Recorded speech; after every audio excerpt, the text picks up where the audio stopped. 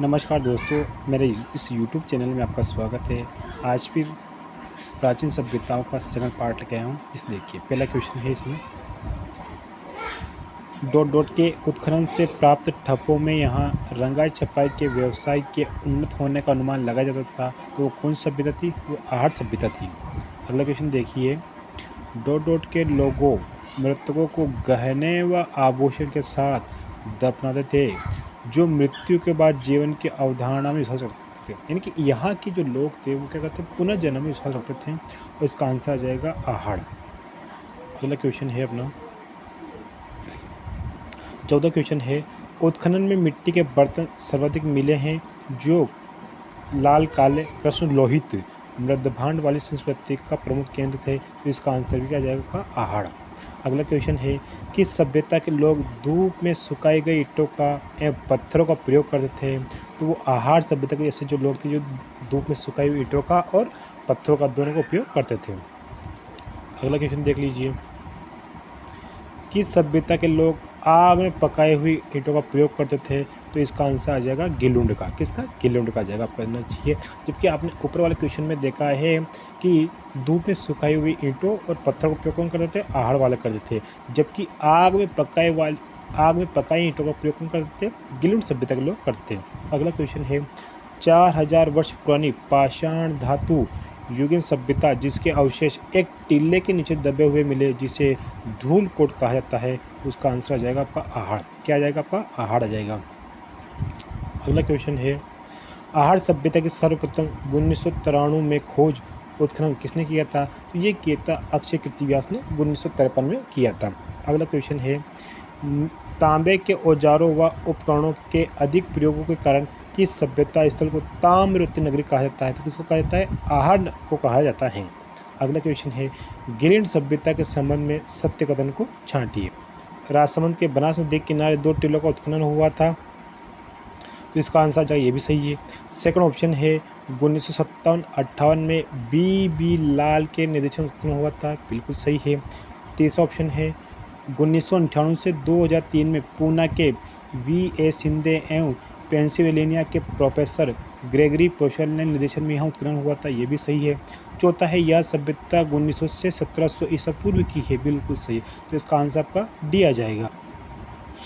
अगला क्वेश्चन है, गिलुंड के कितने प्रकार के मृदभांड मिले हैं? तो वहाँ पे 5 प्रकार के मृदभांड मिले हैं गिलुंड से। गिलुंड से प्राप्त मृदभांड हैं वो कौन से कलर के थे? सादे थे, बिल्कुल। काले थे, बिल्कुल। पालिशदार थे, बिल्कुल। भूरे, लाल और काले चित्र थे, यानी कि इसमें आंसर आ जाएगा आपका डी। अगला क्वेश्चन है, गिलुंड से प्राप्त साक्ष्य नहीं है। मिट्टी के खिलौने बिल्कुल मिले हैं साहब। पत्थर की गोलियां बिल्कुल मिले साहब। हाथी दांत की चूड़ियाँ ये भी मिले साहब। मिट्टी का हल ये नहीं मिला, तो आज का आंसर डी हो जाएगा।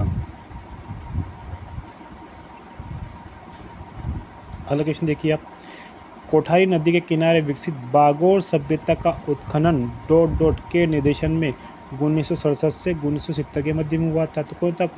V.N. मिश्र के निर्देशन में किसका? बागोर सभ्यता का उत्खनन हुआ था। अगला क्वेश्चन है, किस सभ्यता स्थल से बड़ी संख्या में लघु पाषाण उपकरण मिले हैं जो इस सभ्यता के निवासियों के आकटक होने का प्रमाण करते हैं?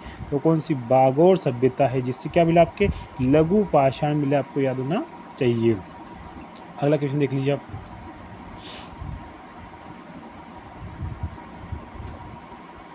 मध्य पाषाण लघु पाषाण उपकरण कालीन संस्कृति का प्रमुख केंद्र था, तो बागोर था।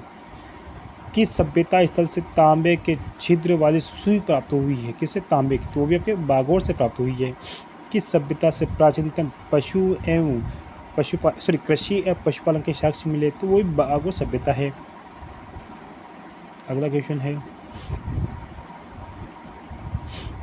29 क्वेश्चन देख लीजिए आप, गणेश्वर सभ्यता के संबंध में सत्य कथन बताइए। तो पहला ऑप्शन है, गणेश्वर नेम का थाना सभ्यता कांतली नदी के किनारे विकसित हुई थी, बिल्कुल सही है।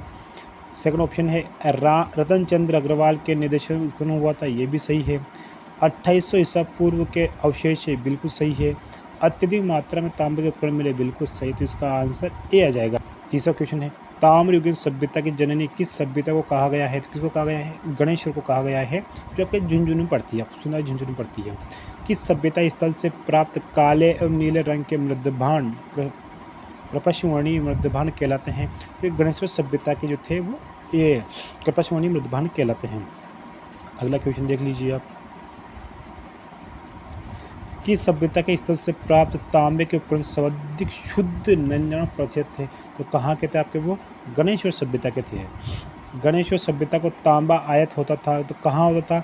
हड़प्पा में नहीं, मोहनजोदड़ो में नहीं, तो इसका आंसर आ जाएगा डी, कोई नहीं। क्वेश्चन 34वां है, सभ्यता स्थल जिसका उत्खनन आर.सी. अग्रवाल ने किया था, जहां से एक रोमन एम्पायर एवं यूनानी सुराही मिली है, तो इसका आंसर आ जाएगा Shrimal Bhinmal. Very very important question है, आपको सबको ध्यान में 34वां क्वेश्चन।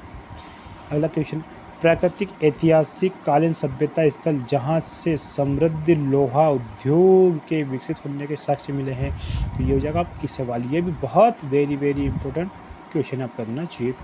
36वां क्वेश्चन है, विराट सभ्यता स्थल से संबंधित पहाड़ियाँ हैं? बीजक की पहाड़ियाँ बिल्कुल सही है, भीम की पहाड़ियाँ बिल्कुल सही है, महादेव की पहाड़ियाँ बिल्कुल सही है, गणेश पहाड़ियाँ बिल्कुल सही, तो इसका आंसर आ जाएगा डी। अगला क्वेश्चन देख लीजिए आप। विराट सभ्यता जहाँ से हड़प्पा सभ्यता एवं मौर्यकालीन लौह संस्कृति के अवशेष मिले हैं का उत्खनन करने वाले थे, तो इसका आंसर क्या आ जाएगा आपका? ना दयाराम साहनी बिल्कुल सही थे, नील रतन बनर्जी बिल्कुल सही है, कैलाश नाथ दक्षिणी बिल्कुल सही है, बी के थापर ना ये गलत है, तो इसका आंसर क्या जाएगा? 1 2 3 सी आंसर है इसका। किस सभ्यता स्थल से गोल मंदिर एवं अशोक का भाव अभिलेख प्राप्त हुआ है?